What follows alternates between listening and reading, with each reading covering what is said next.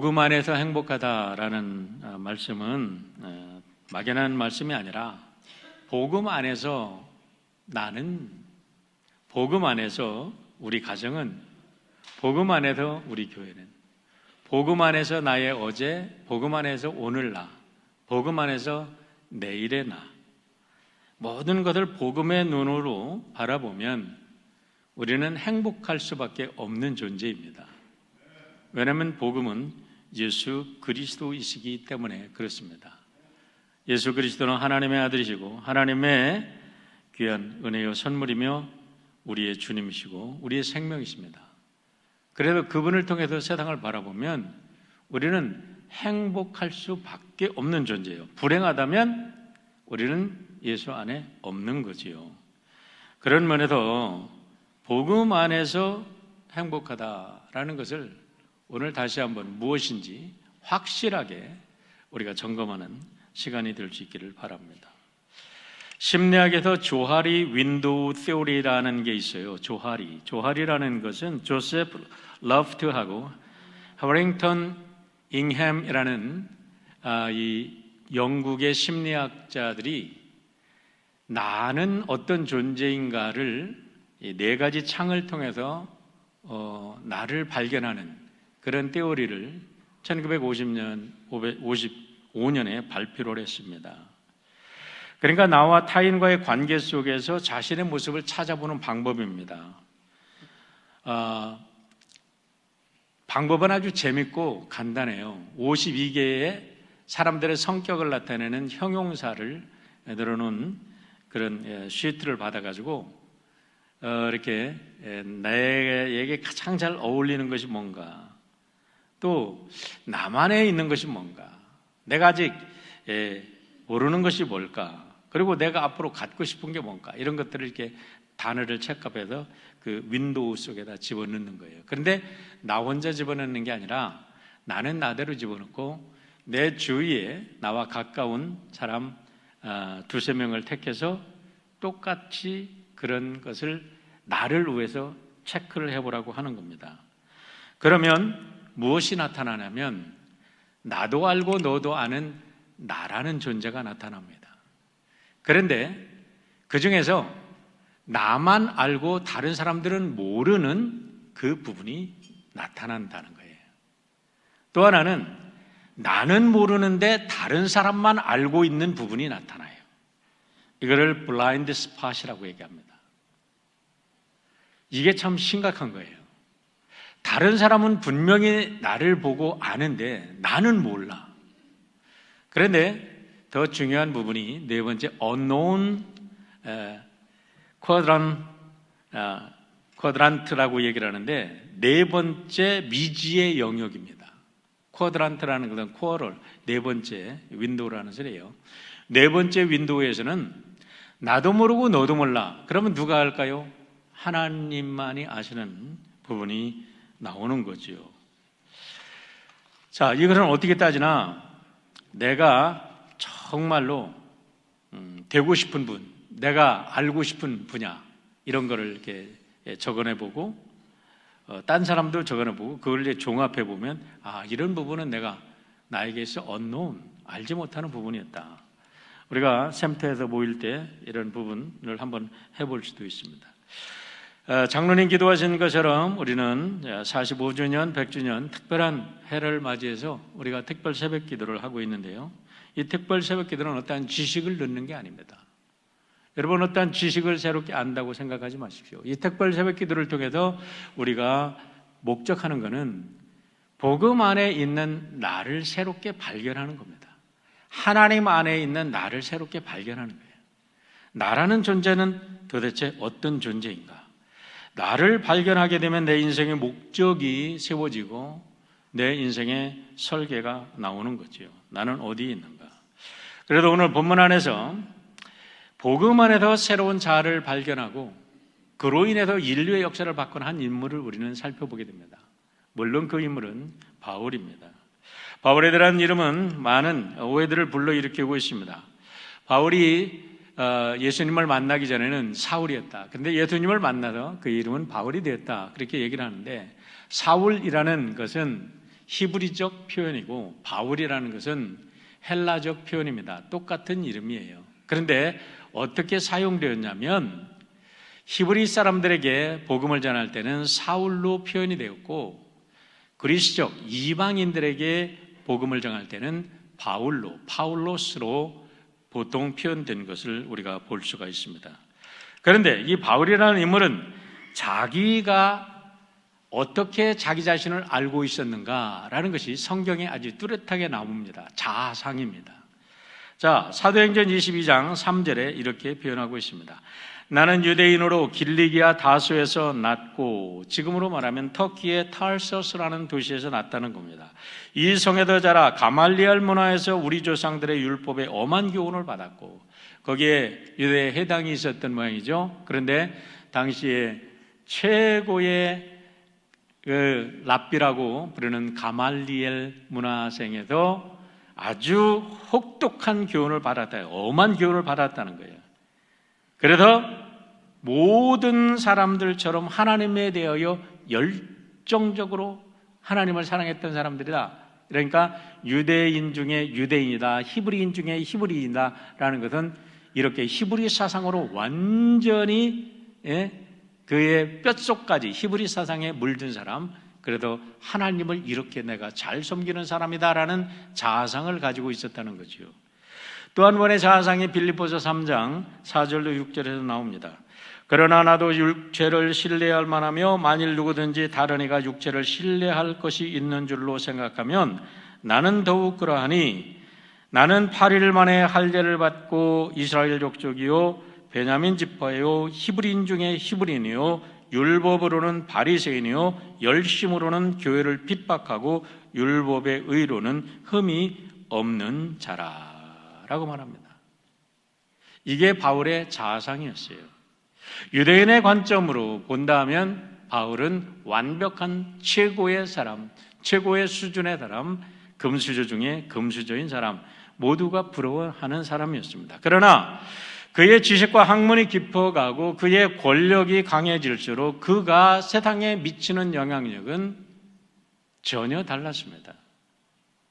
유대인들에게는 좋았을지는 모르지만 다른 이방인들에게, 특별히 예수를 믿는 사람들에게는 바울은 아주 무서운 사람, 생명을 앗아가는 무서운 사람이 되고 말았습니다. 갈라디아 1장 14절 말씀을 보세요. 내가 내 동족 중 여러 연갑자보다 유대교를 지나치게 믿었다는 것은 자기들의 스승보다 또 유대교에 있었던 모든 사람들보다 더 많이 열심을 냈다는 소리죠. 내 조상의 전통에 대해 더욱 열심히 있었으나 문제는 그것으로 인해서 어떤 결과를 낳게 되었느냐. 사도행전 7장 58절을 보시길 바랍니다. 성 밖으로 내치고 돌로 칠세 증언들이 옷을 벗어 사울이라 하는 청년의 발 앞에 두니라. 스데반이 죽면 장면입니다. 그 하나님의 사랑을 받던, 예수님의 사랑을 받던 스데반을 돌로 쳐서 죽이고 집집에 들어가서 예수 믿는 사람들을 다 끄집어내고 감옥에 넣고 그렇게 무서운 살인자의 두목이 되고 만 것입니다. 그러다가 급기야는 그의 세력은 국제의 이 나라의 경계를 넘어갑니다. 사도행전 9장 1절로 2절의 말씀을 보시길 바랍니다. 사울이 주의 제자들에 대하여 여전히 위협과 살기가 등등하여 대제사장에게 가서, 권력이 얼마나 센지 몰라요. 대제사장에 가서 자, 나에게 이런 전권을 맡겨주세요 라고 하는데 전권을 어떻게 맡겨주냐? 여러분, 시리아의 수도 다마스커스에 가서 예수의 잔당들을 다 잡아오게 나에게 전권을 주세요라는 겁니다. 여러분, 여기에는 국제관계가 연결되는 거예요. 아무나, 그때 당시 아무나 국경을 넘어서 누구라고 잡아오고 옛날이라고 그럴 수 없는 거죠. 공문을 청한다라는 말은 대제사장들이 시리아의 지도자들에게 공문을 보내서 우리가 이 사람을 보내니까 이 사람에게 모든 수사권을 100% 허락해 주십시오 하고 뇌물도 보내실지 모르겠습니다. 이와 같이 어마어마한 일을 하는 겁니다. 만일 이 도를 따르는 사람이면 남녀를 막론하고 결박하여 예루살렘으로 잡아온다. 얼마나 대단합니까, 여러분?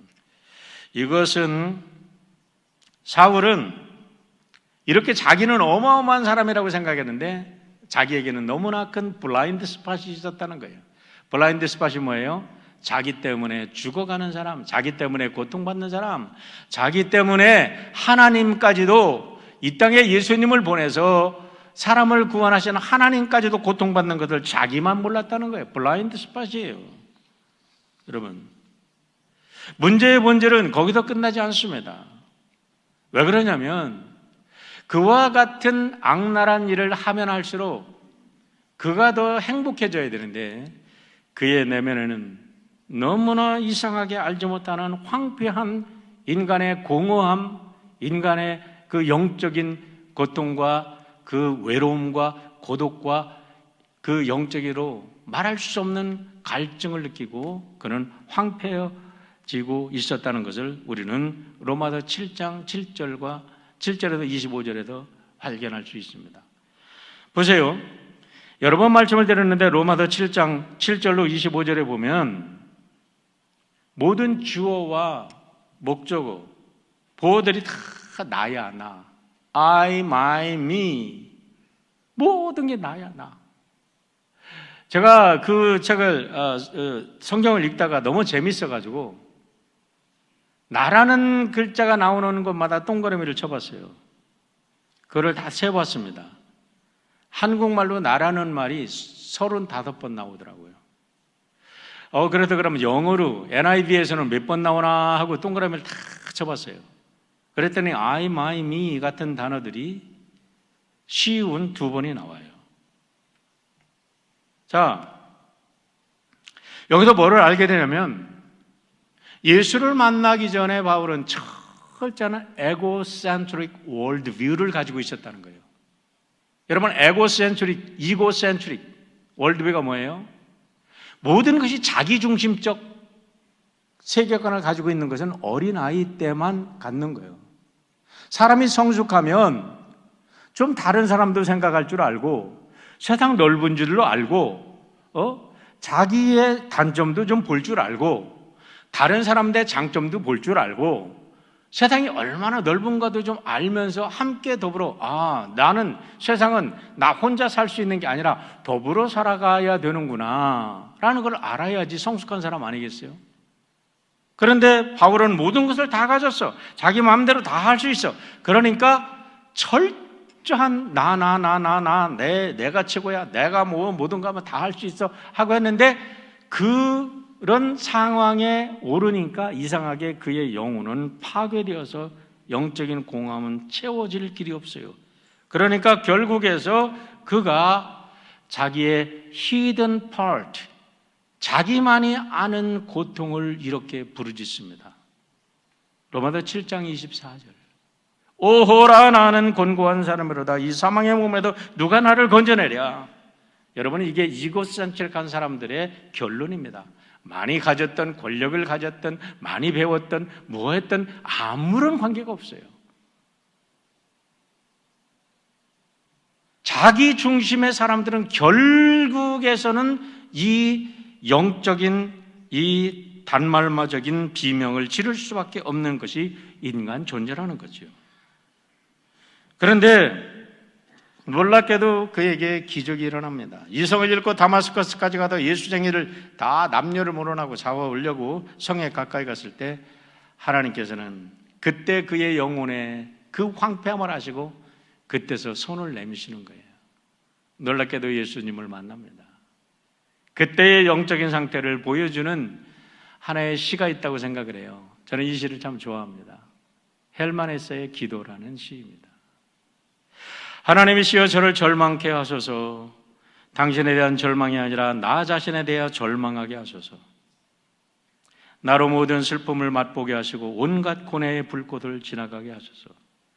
어느 때는 어느 표현은 온갖 불꽃을 핥게 하소서라고 표현되어 있어요.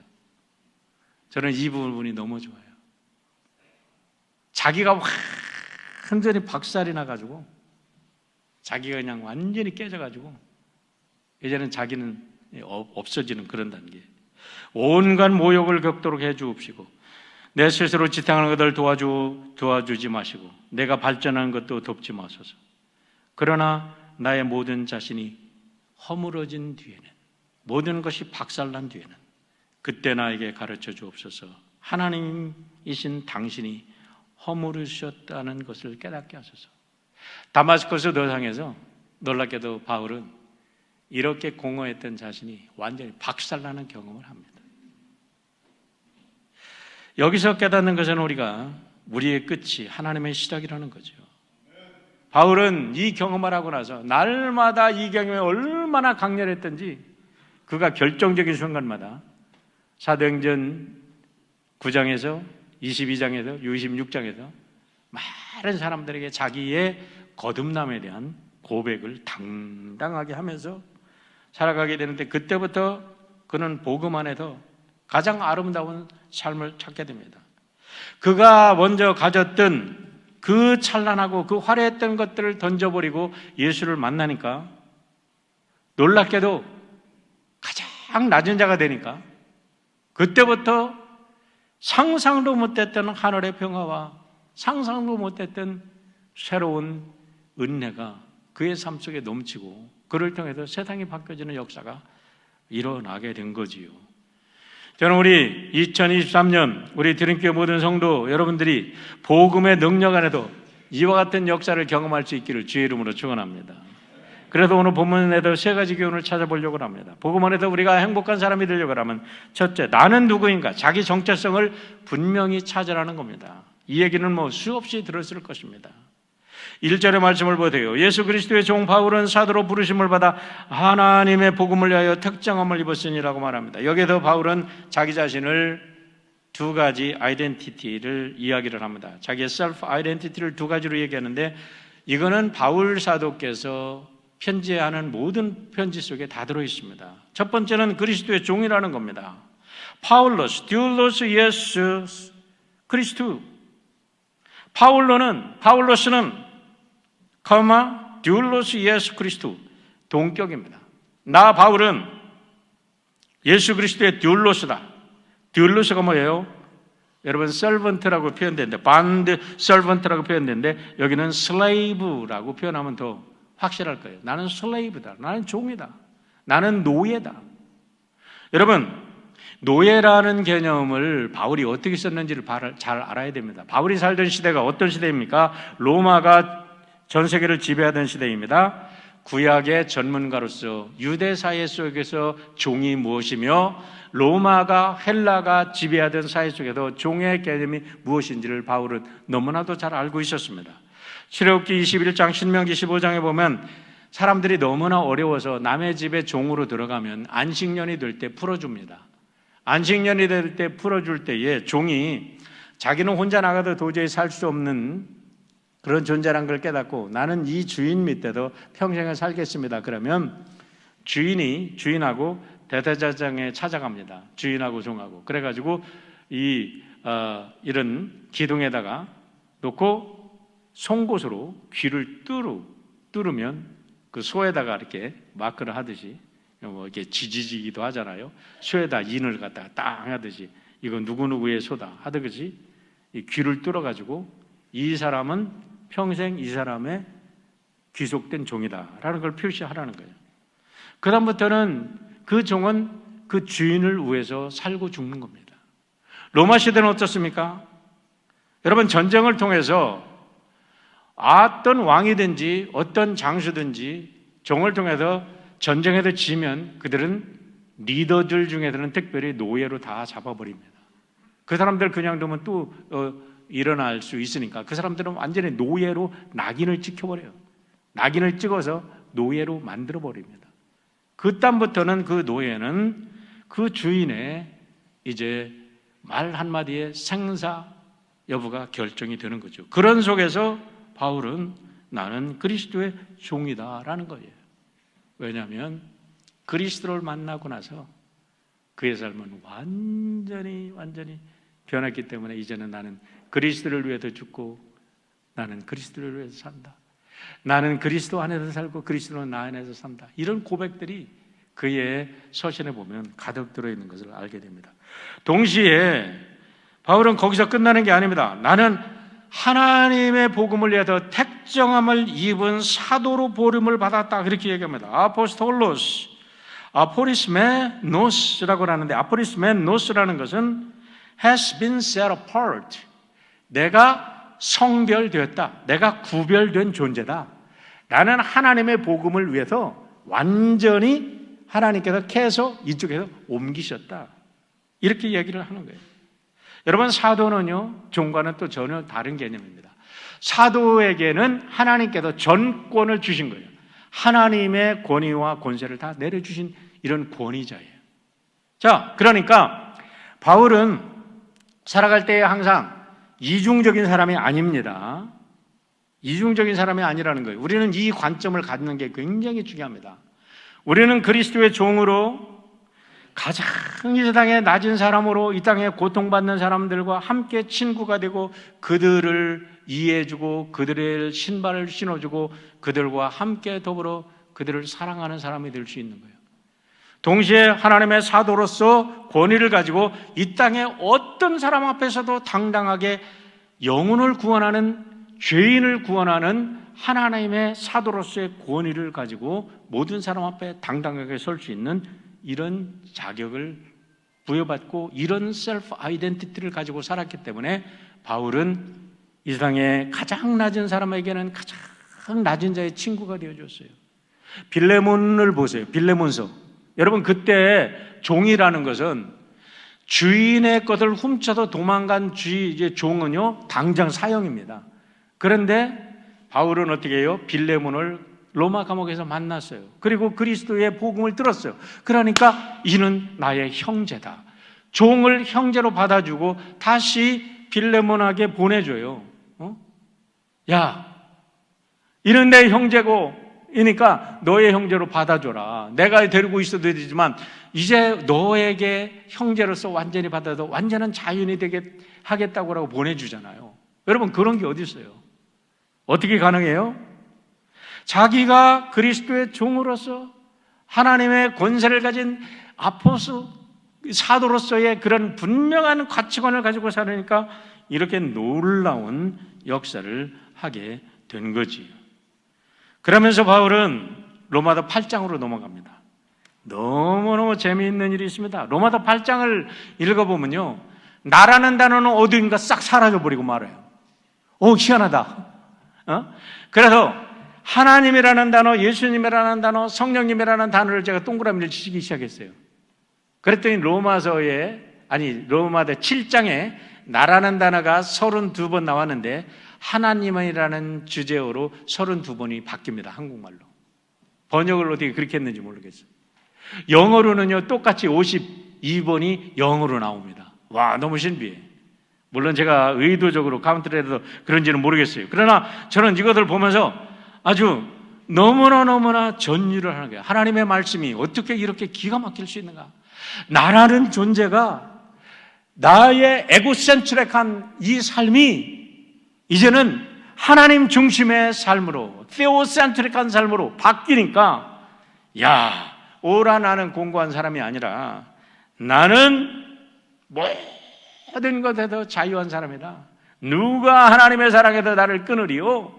누가 예수 그리스도 안에 있는 하나님의 사랑에서 끊으리요? 사망도 나를 어찌할 수 없다. 세상의 어떤 권세도 어찌할 수 없다. 이런 승리의 선언으로 로마서 8장이 끝나고 있어요.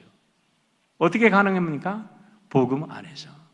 복음 안에서 새롭게 자기를 발견한 일들이 이렇게 역사가 이루어지는데, 복음 안에서 자기를 발견하고 보니까 전에 자랑스러웠던 가문, 학벌, 권세, 율법에 대한 지식이나 권력, 모든 것들이 배설물처럼 여겨졌다 그래요. 똥이라는 거예요. 여러분, 그렇게 여길 수 있습니까? 우리는 그것을 위해서 목매고 사는데 바울은 그것들을, 우리가 목매고 사는 것을 바울은 배설물처럼 여겼다고 얘기합니다. 빌립보서 3장 8절로 9절을 보십시오. 내가 그를 위하여 모든 것을 잃어버리고 배설물로 여김은 그리스도를 얻고 그 안에서 발견되려 함이니 내가 가진 의는 율법에서 난 것이 아니요 오직 그리스도를 믿음으로 말미암은 것이니 곧 믿음으로 하나님께로부터 난 의라. 그렇다고 해도 여러분, 바울이 돈이 없었어요? 아니에요. 보세요. 바울이요, 그 에시아와 유럽을요 3번씩이나 여행을 했어요. 그 여행을 어떻게 했어요? 여행하는 데마다 하나님의 그 사랑을 깨닫고 복음을 깨닫는 사람들이 바울을 지원하기 시작했어요. 여러분, 웨슬레 목사님도 똑같아요. 평생을 28파운드를 가지고 살았는데 웨슬레가 모은 돈은 어마어마한 돈이야. 다 선교를 위해서 썼죠. 그러나 그는 부자였어요. 그러나 그는 부자였지만 가난하게 살았죠. 바울도 마찬가지였어요. 그가 하나님만을 위해서 모든 것을 버리니까 하나님께서는 모든 것을 그에게 채워주셨어요. 그에 필요한 모든 것을 채워주셨어요. 그러기까지 태어나기까지 그는 그의 죄악을 고름 짜듯 짜내버렸다는 것을 우리는 알아야 됩니다. 고인이 된 문병란 시인의 고름짝이라는 시가 우리들에게 큰 도전을 줍니다. 불의에 저항하는 저항시인이기 때문에 잘 인용을 하지는 않지만 한번 우리들에게 엄청난 의미를 주니까 한번 들어보시길 바랍니다. 어릴 적 고름이 든 종기를 나는 아파서 끙끙대며 만지기만 하고 짜지를 못했다. 고름은 피가 썩는 것이고 고름은 결코 살이 안 된다고 어머니는 감히 선언하셨다. 손만 살짝 닿아도 엄살을 떠는 나에게 어머님은 약창까지 나와야 낫는다고 발끈 눌러 버렸다. 전신의 충격, 눈알이 아리면서 마침내 종기는 터지고 피고름과 함께 뿌리가 뽑혔다. 썩은 고름이 빠진 자리에 새살이 차고 다시 피가 돌고 마침내 상처는 깨끗이 나왔다. 종기가 무서워 슬슬 만지며 고름이 아까워 버리지 못하는 겁쟁이. 살이 썩고 피가 썩고 마침내 온몸이 썩을 때까지 우리는 아프다고 바라만 볼 것인가? 슬슬 어루 만지거나 하며 거죽에 옥두정기나 바르며 진정으로 걱정하는 어머니의 손길을 거부할 것인가? 언제까지나 고름이 지니고 그 악취, 이 아픔을 견딜 것인가? 고름은 피가 되지 않는다. 고름은 살이 되지 않는다. 어머니는 자꾸만 외치고 있다. 굉장한 저항시인이거든요. 이걸 저항시로 부르면 엄청난 저항시이기 때문에 이건 그냥 넘어가고요. 어머니라는 단어가 4번이 나옵니다. 고름이라는 단어를 죄로 바꾸고 어머니라는 단어를 하나님으로 바꿔서 우리 자신에게 적용해 보십시오. 여러분, 우리가 죄된 것을 끌어안으면서 그것을 자랑 삼아 살아갑니다. 그것이 우리들에게 생명을 주는 줄 살아갑니다. 그런데 그것을 다 짜버려야 됩니다. 그리고 그 속에서 하나님이 주시는 새살이 돋아나야 우리는 진정 복음 안에서 새로운 사람들이 되고 새로운 행복을 누리게 되는 줄 믿습니다. 종으로서 자신을 인정한 바울에게 하나님께서는 사도의 권한을 주십니다. 그러고 나니까 바울이 얼마나 멋있는 모습으로 바뀌었는지 보십시오. 사도행전 26장 24절로 25절입니다. 바울이 같이 변명하며 베스도가 크게 소리내어 이르되 바울아 내가 미쳤도다. 내 많은 학문이 너를 미치게 한다 하니 바울이 이르되 베스도 가까이여 내가 미친 것이 아니요 참되고 온전한 말을 하나이다. 지금 바울이 베스도 총독과 헤롯 아그리파 앞에서 재판을 받는 거예요. 이 재판에서 이제 죄를 묻겠다고 해서 로마로 압송되기 직전에 이 재판을 받는 겁니다. 가이사라 빌립보에서 지금 재판을 받는 거예요. 그런데 재판을 받을 때에 베스도가 바울이 학문적으로 뛰어난 학자라는 걸 알거든요. 베스도가 얘기합니다. 베스도 당신 예수 믿어야 돼. 그러니까 야 바울아 내 많은 학문이 너를 미치겠구나. 그러니까 그 총독 앞에서 바울이 이렇게 소리 지르는 겁니다. 베스도 가까이여 내가 미친 것이 아니오 참된 말을 하는 것입니다. 참된 거 온전한 말을 하는 것입니다. 쇠사슬에 묶여 있습니다. 왕이 있습니다. 수많은 그를 고발한 제사장들, 바리새인들, 율법학자들이 많이 있습니다. 그런데 여러분 쇠사슬에 묶인 바울은 당당하게 홀로 서서 그 재판장에서 이렇게 외치는 거예요. 헤고라 아그리빠 왕이 얘기합니다. 아그리빠 왕이여 당신 예수 믿어야 됩니다. 그러니까 아그리빠가 바울에게 이르되 내가 적은 말로 나를 권하여 그리스도인 되게 하려 하는도다 하니까 여러분 이 말이 얼마나 정말 가슴을 뛰게 하는 말씀인지 몰라요. 바울이 이르되 말이 적으나 많으나 당신뿐 아니라 오늘 내 말을 듣는 모든 사람도 다 이렇게 결박된 것 외에는 나와 같이 되기를 하나님께 원하나이다. 할렐루야. 여러분, 복음 안에 사는 사람의 이 멋진 모습, 오늘 여러분의 모습이 되시기를 주의 이름으로 축원합니다. 복음의 능력이에요, 이게. 복음의 능력 안에서 살아가는 이게. 주눅 들지 말고 사시길 바랍니다, 여러분. 그리스도로 세상을 바라보고 그리스도 안에 있는 나를 발견하고 그리스도를 위해서 산다면 그리스도가 된 이런 능력을 우리에게 주시는 겁니다. 자기의 능력으로 외치는 게 아니죠. 주님이 주시는 능력으로 외치는 거죠. 고름을 짜내 보십시오. 죄악을 짜내서 버리십시오. 피를 썩게 하고 몸을 썩게 하고 우리들의 영혼을 썩게 하는 그 죄악을 버리기만 한다면 우리도 바울과 같은 사람이 될 수 있다는 거예요. 그러면 복음이 무엇입니까? 이 말씀만 가지고도 몇 날 며칠을 말씀을 해야 되지만 시간상 짧게 넘어갑니다. 6가지로 정리합니다. 복음의 기원은 하나님이십니다. 2절 상반절 보십시오. 이 복음은 하나님이 선지자들을 통하여 그 아들에 관하여 성경에 미리 약속하신 것이라. 모든 종교는 사람이 만드는 것이지만 예수 그리스도의 복음, 예수는 하나님이 이 땅을 위해서 온 인류를 위해서 보내주신 하나님의 아들이신 줄 믿으시길 바랍니다. 복음은 하나님이 기원이십니다. 복음을 증거해 주신 건 성경입니다. 성경에 미리 약속하시는 것이라고 말하잖아요. 그렇습니다. 여러분, 66권 1189장 31,102절 모든 것이 그리스도를 향하여 있는 거예요. 그리스도 때문에 있는 거예요. 인류를 구원하시기 위한 십자가의 복음을 위해서 모든 성경이 존재합니다. 이 성경의 근원, 이 복음을 증거하고 있어요. 복음의 뿌리는 성경에 있는 겁니다.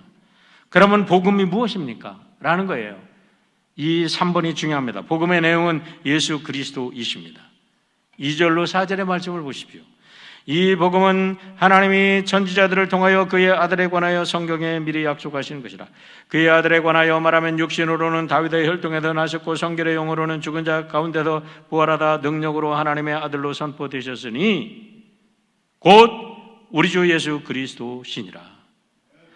이거를 하나하나 푼다고 하면 이것만으로도 여러분 몇 시간을 강의를 해야 될 거예요. 그런데 중요한 것은 자 보십시오. 2절 상반절, 이 복음은 4절 마지막 곧 우리 주 예수 그리스도 신이라. 할렐루야. 우리가 믿는 복음은 무슨 좋은 소식, 뉴스가 아니에요. 예수 자신인 줄 믿습니다. 우리에게 생명 주시기 위해서 이 땅에 오신 예수 그리스도, 그분 하나님의 아들이 예수 복음이신 줄 믿습니다. 우리 안에 살아계신 그분, 우리가 누구나 영접하면 우리 안에 살아계시고 우리 안에 더불어 살아계시는 그분이 복음이십니다. 우리 예수님은 그 복음은 온 세상을 품기를 원하십니다. 5절입니다. 그런 말미암아 우리가 은혜와 사도의 직분을 받아 그 이름을 위하여 모든 이방인 중에서 믿어 순종케 하나니, 모든 이방인을 구원하시기 위한 것이 예수 그리스도의 뜻이고 그분의 목적은 인류 구원의 목적입니다. 믿어 순종에 이르게 하나니, 하나님을 믿어 순종에 이르게 하나니, 하나님의 뜻에 순종하고 살아가는 것이 우리 복음의 목적, 예수님의 목적이시죠. 복음의 목표는 온 인류로 하나님의 백성으로 삼는 것입니다. 6절 보시길 바랍니다. 너희도 그들 중에 예수 그리스도의 것으로, 예수의 것으로 부르심을 받았다. 할렐루야. 나는 예수님의 것입니다. 여러분을 대신해서 제가 고백합니다. 아멘 해주세요. 나는 예수님의 것입니다. 나는 예수님의 것입니다.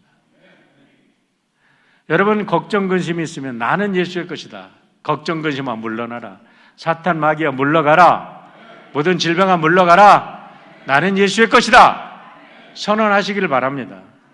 아침에 그렇게 선언하고 찬란한 햇빛을 맞이하시길 바랍니다. 여러분, 오늘 새해입니다. 이 나는 예수의 것이다. 이렇게 선언하시고 새해를 맞이하시기를 주의 이름으로 축원합니다. 이럴 때에 우리 하나님의 사랑받는 자가 되고 죄인이 성도로 부르심을 받고 하나님의 은혜와 평강이 넘치게 되는 것입니다. 아거스티노 디 두치오라는 이탈리아의 조각가가 5m가 넘는 대리석을 가지고 조각을 하다가 버렸답니다. 뭔가를 조각하려고 그랬는지 모르지만 이 사람이 그걸 포기를 하고 버려놨는데 그 버려진 돌이 반세기 동안 그냥 버려져 있었답니다. 그런데 그걸 보고 눈이 반짝이는 한 젊은이가 있었는데 그때부터 그 젊은이가 그 조각을 놓고 하나둘씩 파내려가기 시작합니다. 쓸데없는 것들을 파내려가고 쓸데없는 것들을 떼어내기 시작하면서 너무나 놀라운 모습들이 드러나게 되는데 그 대리석 조각을 쪼아내는 동안에 그 청년은 그것을 Immagine del cuore라고 불렀다고 합니다. Immagine del cuore라는 말은 Image of the heart라는 거예요. 심장의 이미지라는 게 아니에요. 가장 심장, 본질의 이미지, 이걸 어떻게 해석할지 몰라요. 그냥 영어로 그냥 들어야 돼요. Image of the heart. 본질의 이미지, 미의 본질. 그래도 다 떼어내고 4년에 걸쳐서 떼어내고 보니까 이렇게 아름다운 역사에 가장 아름다운 조각상이 등장하는데 그게 바로 데이빗상이에요. 데이빗상. 그 사람이 바로 미켈란젤로였다는 거죠. 그래요. 여러분, 우리 안에 덕지덕지 붙은 더럽고 취한 명예, 권세 모든 것 다 우리가 던져버리면 사실은 우리는 가장 아름다운 하나님의 아들, 딸로 아름답게 드러나게 될 줄 믿습니다. 레오나르도 코헨이라는 사람은요, 카나다의 시인이자 소설가입니다. 싱어송라이터입니다. 근데 그 사람이 너무나 좋은 말을 했어요. 뭐라 그랬냐면 이런 말을 했어요. There is a crack in everything. That's how the light gets in. 이 세상의 모든 것에는 크랙이 있다는 거예요. 크랙이라는 거 아시잖아요. 이게 크랙이가 돼요. 이게 쪼개졌어요. 금이 나갔어요. 금이 가서 이 틈새가 벌어졌어요. 그러기 때문에 빛이 들어갈 수 있다. 빛이 들어갔다는 거예요. 보세요, 여러분. 바울이 자기는 완벽해. 너무는 히브리 중에 히브리인이야. 율법으로는 완벽해. 하나님의 의로는 했을 때는 너무 완벽해서 친구들이 하나도 없어. 그의 눈빛. 그래서 다마스커스로 사람을 잡으러 갈 때는 그의 눈빛에는 살기가 등등했어. 성경에 표현 있잖아요. 살기가 등등했다고. 그런데요, 그가 하나님의 종으로, 예수님의 종으로 다시 태어나는 순간 죄인의 괴수로 자기 자신이 새롭게 보이는 순간, 자기가 만물의 찌꺼기 같은 존재라는 것을 깨닫는 순간, 그에게는 하나님의 은혜의 빛이 그를 완전히 감싸고 그의 주변에는 그를 위해 생명 바치는 수많은 동역자들과 친구들이 모여드는 줄 믿으시기를 바랍니다. 여러분, 우리가 잘났다고 하면요, 친구 다 떨어져. 저도 그걸 모르고 살았어요. 오랫동안. 늘 제가 잘난 줄 알았어요. 친구들한테 뽐내려고 그랬어요. 그런데 이제 나이 먹고 보니까요, 절대 친구들 앞에서 뽐낼 일이 아니더라니까. 그래서 제가 하나의 비결을 발견했어요. 인간관계의 비결. 꺼벙이가 되자. 꺼벙이가 되자. 좀 모자란 걸 갖고 꺼벙이가 되니까요, 모든 사람들이 내 친구가 되는 거야. 그런데 그걸 모르고 날마다 바울처럼 잘났다, 지잘났다는 거예요. 그렇게 살아니까 누가 그 곁에 붙어.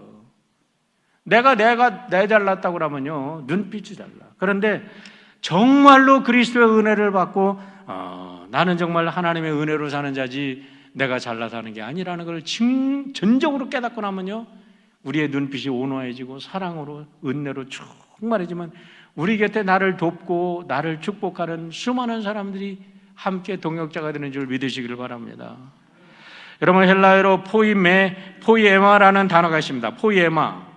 포이에마라는 단어에도 폼이라는 이런 단어가 나왔는데요. 포이에마라는 것은 하나님의 작품이라는 뜻입니다. Of the works of God as creator. 창조자 하나님의 작품이라는 거예요. 이걸 헬라어로 그래서 포이에마를 모든 예술의 걸작품을 포이에마라고 부른다고 얘기합니다. 우리가 복음 안에 있으면 우리가 하나님의 소설이 될 수가 있습니다. 우리의 스토리가 하나님의 스토리로 바뀌어요. 우리의 인생 스토리가 하나님의 소설이 됩니다. 우리의 삶이, 우리의 고통의 신음소리가 하나님의 노래로 바뀌게 될 줄 믿습니다. 우리가 걸어가는, 우리가 손을 대는, 우리가 삶의 흔적들이 하나님의 그림이 될 줄 믿습니다. 우리의 삶이 하나님의 조각품이 되는 거예요. 사랑하는 성도 여러분, 복음 안에 살 때에 우리가 아름다운 하나님의 걸작품으로 바뀌잖아요. 마지막으로 여러분에게 쓰레기를 통해서 얼마나 아름다운 역사를 펼치는지 한 가지 영상을 보여드립니다. 옛날에 보여드렸어요. 카일 아이들먼이라는 목사님이 쓴 책에 보면 이 얘기가 나와서 옛날에 여러분에게 소개해드렸는데요. 우리 파라과이에 가면 파비오 차베스라는 분이 랜드필 오케스트라를 만들었는데, 이 오케스트라는요 모든 악기가 쓰레기통에, 쓰레기장에서 나온 겁니다. 한번 영상을 보십시오.